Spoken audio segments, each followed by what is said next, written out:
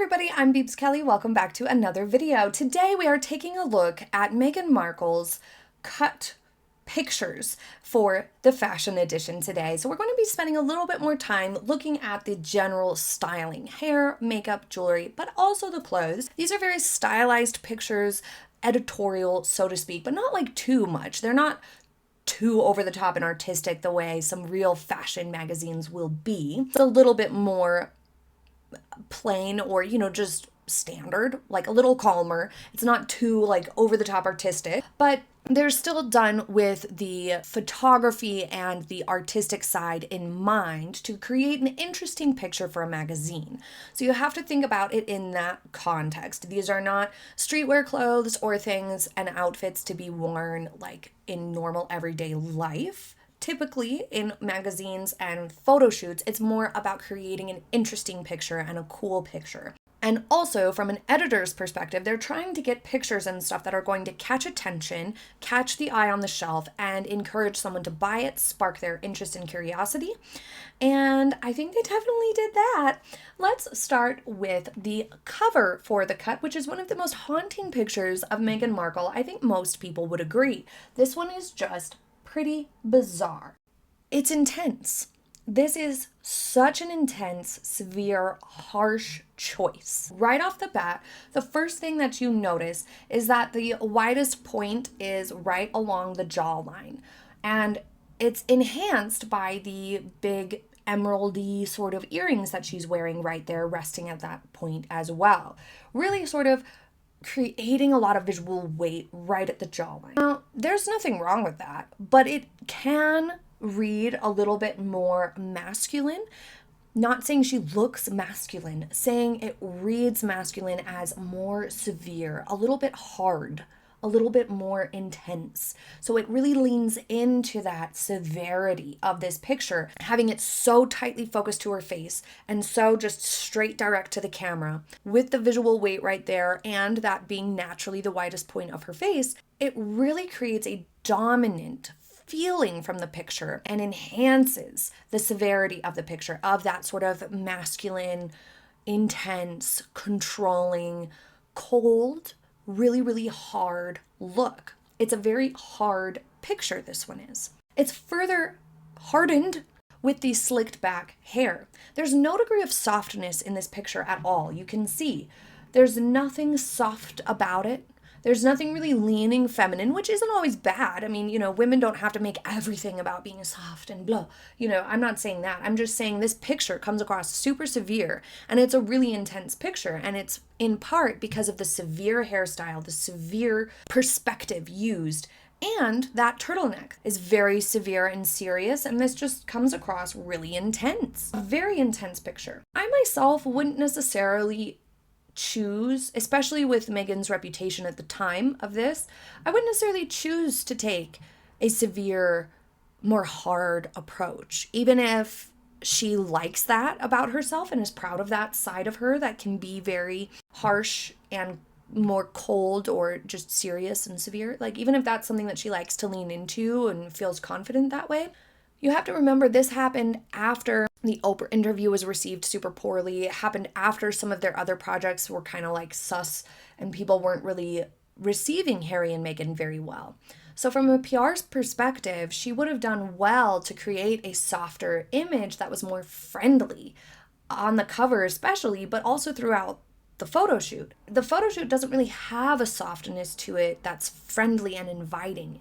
This especially is not inviting or friendly at all. When you look at it as a picture, as an image, it's not like, oh, that person looks nice, or, oh, they look friendly and kind, and I'd like to learn more about them. Like, not to always compare, but contrast it with this photo of Catherine, Princess of Wales, the cover that she did. She's outside, in a relatable setting. She's smiling. She's not overly dressed or done up for the occasion. She looks approachable. She looks warm. She looks friendly. Meghan here looks severe, cold, unfriendly.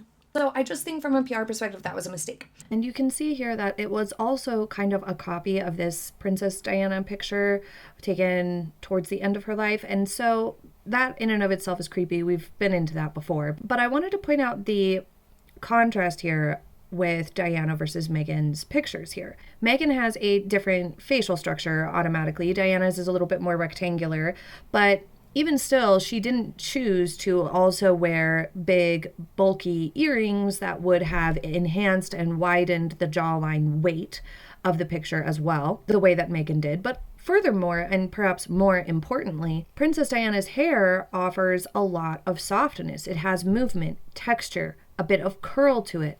It's a lot more softer of a hairstyle involved as well. So Diana's presents a little bit more cozy, a little bit more like an intimate connection with the camera, softer, like a pretty simple, almost understated sort of a picture, because there is no jewelry and there is nothing else grabbing the attention besides just her face. Whereas Meghan's has that really severe, cold, more masculine aesthetic to the picture, in part because of that hairstyle difference. Now, as for the general styling, I think the severe hair and the turtleneck, especially paired up with the earrings, are just creating a really intense, boxy situation. It's drawing all the focus to her face, framing it to just stare at her face, and her eyes are not reading friendly and open and happy. They're reading intense and kind of scary. This picture, I just don't find it very becoming for her in general. That's not to say she doesn't look pretty. The makeup is pretty. It just wasn't the most flattering of picture choices. And it's not the most flattering hairstyle. All of it's super severe. When she's left to her own devices, we get a lot of heavy contouring like right here, closer to her mouth, down here, which is kind of odd. And I'm seeing a much more professional look to her makeup here, which is good. I think that maybe her eye makeup could have been a little bit lighter on the lid to just open that up a little bit more and make it look a little lighter. That might have helped a little bit. But generally, I just don't think that this was a very approachable photo to choose for the cover or choice of shirt, anything, none of it. I just don't think it was a good approach. But thinking about it from a magazine selling perspective, they were sort of capitalizing on the controversial, unlikable image that Meghan had going for herself at the time. And it was something that was a little bit startling. It was going to catch attention. It was going to get people to look at the picture and perhaps be curious. Now, the next picture we're going to take a look at is this one here, where she's in that same dress, with the black turtleneck top and whatnot.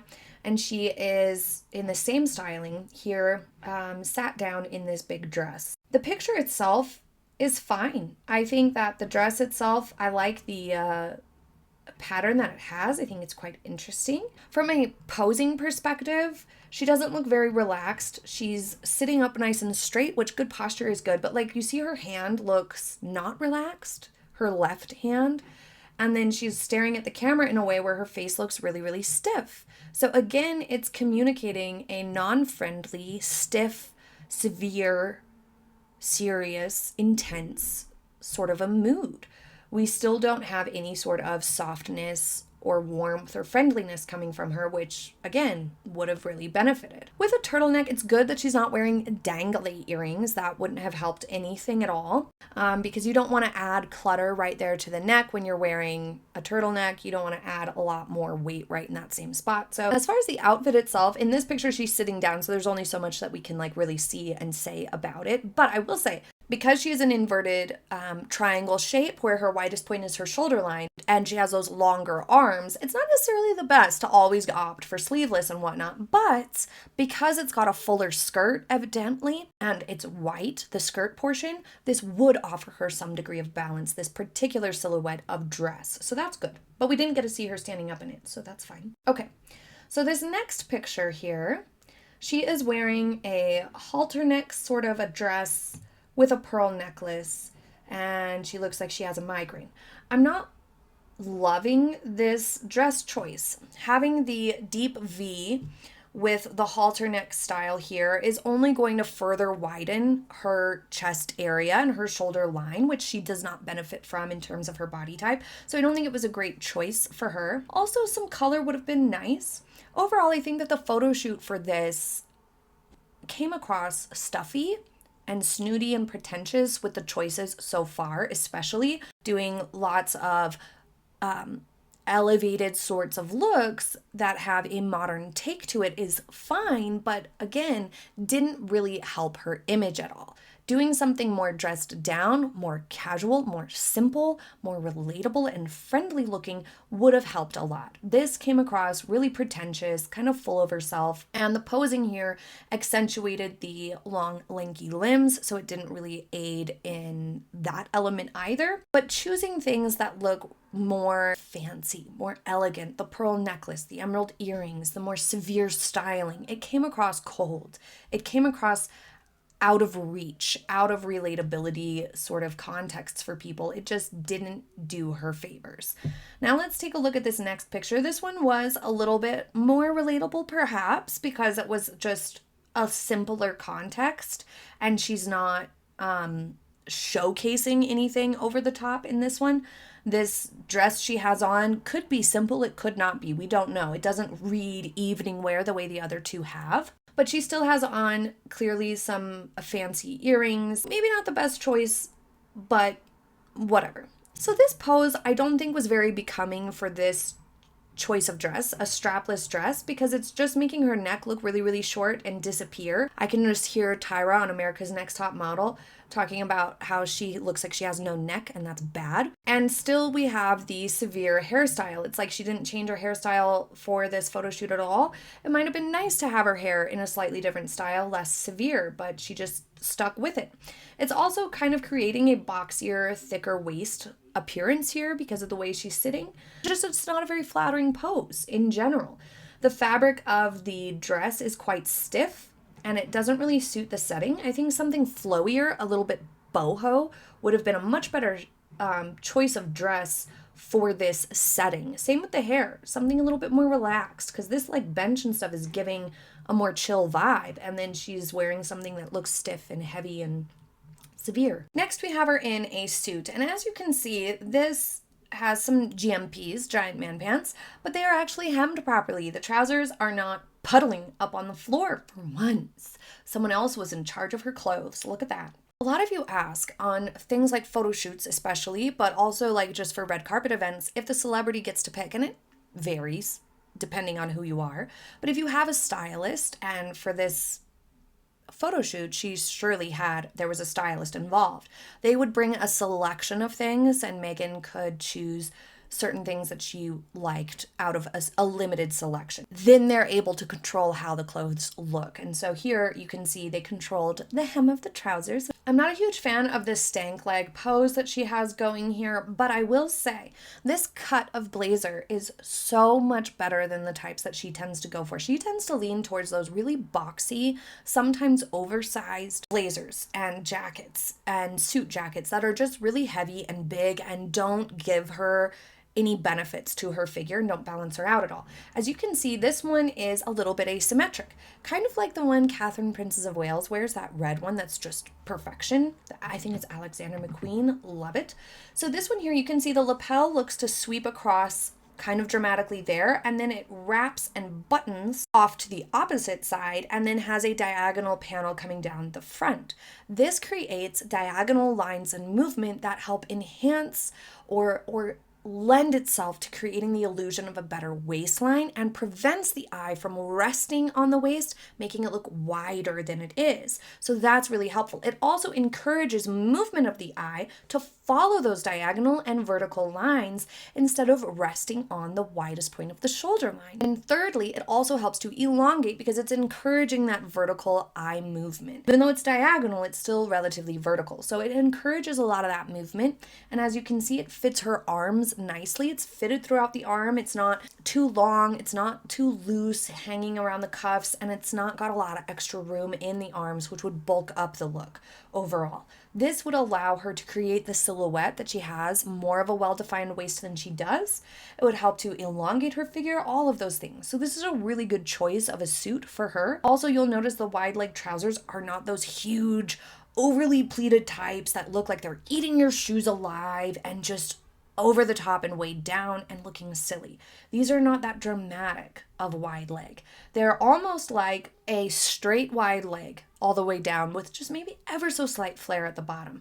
They're not overwhelming. They're still allowing her to have some degree of shape. She's not swimming in them. So it makes all the difference. Just compare it to this one from the Invictus Games. I mean, it looks like a refrigerator. It's huge, it's blocky, it's bulky, it's too big in the arms, it's too big everywhere, it's ridiculous. Or look at this one. These pants are eating her alive. They're huge. They're accentuating the width of her waistline. Meanwhile, this one, balance, elongation, illusion of a waistline. Excellent on all fronts. The hair is down but tucked into the blazer. That grinds a lot of people's gears. I don't love that. Why not just have it behind the shoulders and down? That would have looked better. I don't know. I don't love that part of it, but the rest of it's fine. I also don't like the extreme pointed toe that she has going on here with the shoe. She has longer feet, so she does better in slightly rounded toes or even squared off toes. Just something less pointy tends to help. It's not as dramatic because the trousers take up some of that space, but you know, maybe it would have been a little better that way. But that's probably the best picture from this photo shoot, that one there, because the outfit itself actually did some things for her. Now, if you'll recall, she has done a handful of other magazine photo shoots, most of them not very successful. This one, I would say the only one that I think really served her in terms of her body type was the white suit. It still, though, communicated a businesslike, colder, less approachable vibe. It still wasn't warm and friendly, regardless of the suit being a good cut for her. Overall, these pictures, when you look at them as a spread, which is what you do when you're creating these magazine spreads, you look at them together. None of them communicate the sort of vulnerability and softness and friendliness and I'm just so sweet and just here to try to do good and I've just been having a hard go of it and a victim and stuff like that vibe that Meghan always talks about. And I think that that's yet another element to the problem that Meghan has with selling herself to the public is that she shoots herself in the foot. She sabotages herself in her efforts. She could have said that she wants this photo shoot to be down to earth, natural, friendly, approachable, that she just wants to communicate calm and quiet and niceness. If she really was kind of shy and sweet in real life, we would have seen a photo shoot that's very, very different from these.